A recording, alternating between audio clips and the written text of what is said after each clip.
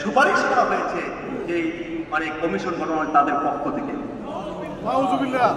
এরপর হাজার হাজার ভালো ভালো জিনিসগুলো যেগুলো বাকি রয়ে গেছে সেগুলো নিয়ে আপনাদের কোনো চিন্তা নেই, যেগুলো দ্বারা আপনার নোংরামি, যেগুলোর দ্বারা জাতি উত্তপ্ত হয়, জাতির মনে কষ্ট দেওয়া হয়, মুসলমানদের মনে কষ্ট দেওয়া হয়, জাতির মধ্যে বিভেদ বিভক্তি সৃষ্টি করা হয়, সেই বিষয়গুলো নিয়ে কেন আপনারা এদেশে মুসলমানদের বহিষ্কার করতে চান?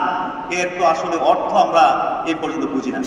স্পষ্ট কথা, সোনাকান্ত দরবার তথা সকল হক্কানি দরবারের পক্ষ থেকে বাংলাদেশ তালিম হিজবুল্লাহ সহ বাংলা ইসলামী ছাত্র কাফেলা, যুব কাফেলা আজকের এই প্রোগ্রামের পক্ষ থেকে আমরা স্পষ্ট ভাষায় আমাদের অন্তর্বর্তীকালীন সরকারকে এই কথা জানিয়ে দিতে চাই, প্লিজ আপনারা এই রাস্তায় হাঁটবেন না।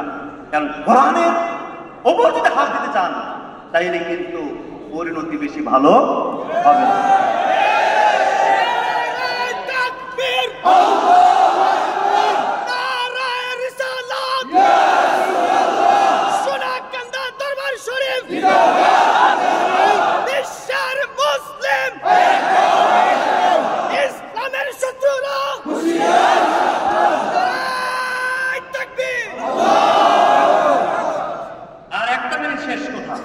আপনারা জানেন যে আমাদের বাংলাদেশের একজন গাজীপুর জেলার ইমাম রইসুদ্দিন, তাকে নির্মমভাবে হত্যা করা হয়েছে।